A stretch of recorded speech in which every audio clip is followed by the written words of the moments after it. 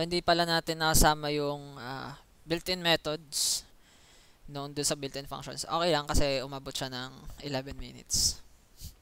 So, ihiwalay na lang natin yung built-in methods. Sa ibang language, meron ding, hindi naman mawawala yung mga built-in functions tsaka methods. So, search nyo na lang siya. Kuwari sa JavaScript, meron din siyang mga built-in na functions or methods.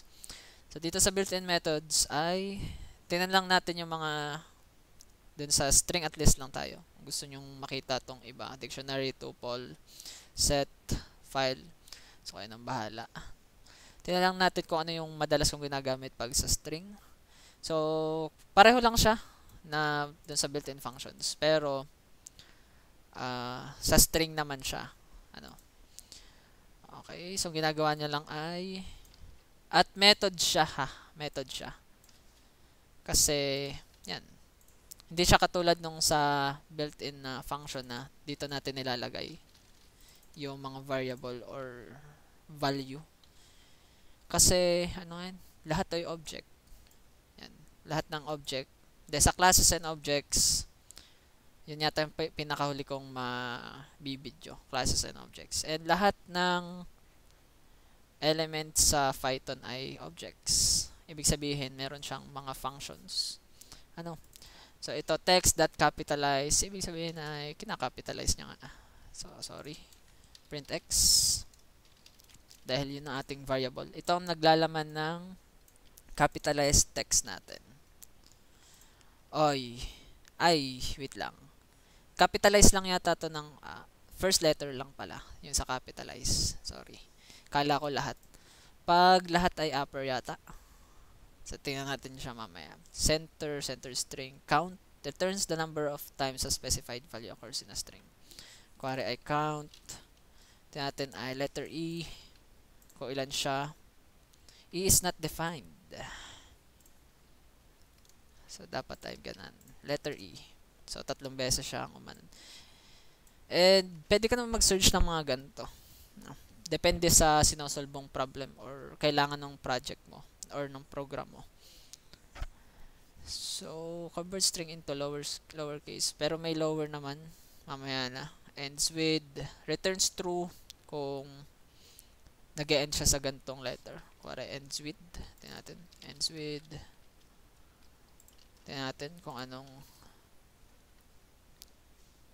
ends with. False. Dahil hindi siya sa letter. Sa D naman, hindi din siya magpa-false din siya.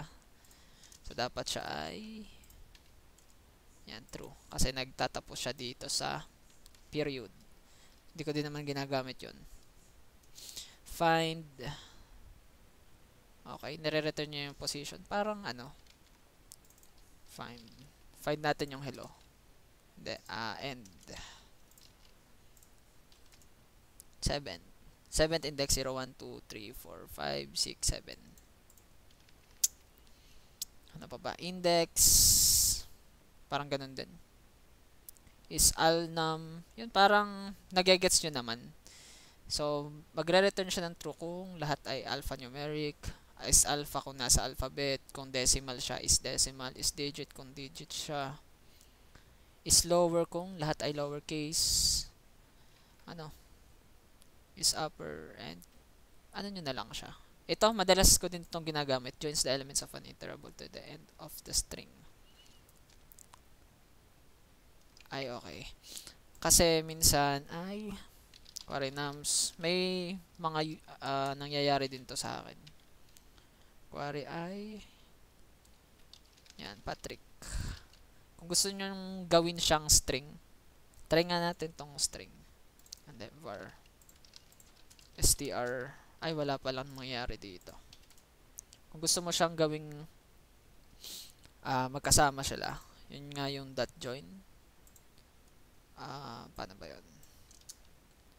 Yan. Mag-join sila gamit tong space. Dot join. Tas var. Ayan, Owen Patrick. Kung gusto nyo ay yun, hashtag. Sa pagitan nila ay may 4 na hashtag. Yan. Dot join. Gagamit din yan minsan. Minsan lang. Lower ay convert a string to lowercase. Lahat ay maliliit na letters. yung lowercase na letters. Replace, okay. Kung magre-replace ka dito ng kuwari ay letter, wait lang, text that, letter E, replace mo siya ng X, pwede. At least 2 arguments ay okay.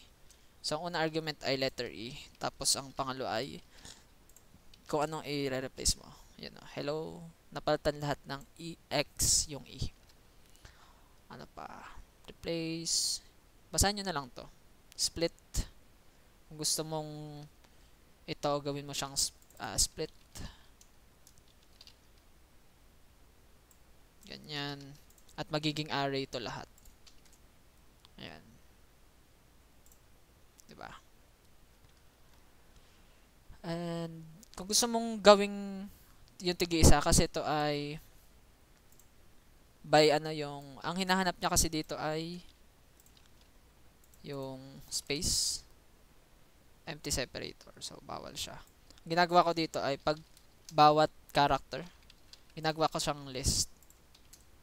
Ayan. Ano pa? Title, translate, upper. Ayan. Basahin nyo na lang siya. Sa list naman ay parang kakaunti lang. Append, ito yung ginagamit natin. Nag-add tayo ng element sa end of list. Clear, mare-remove yung elements. Copy, count. Returns the number of elements with the specified value. Tingnan nga. Index, returns the index to first element. Pero may hinahanap ka.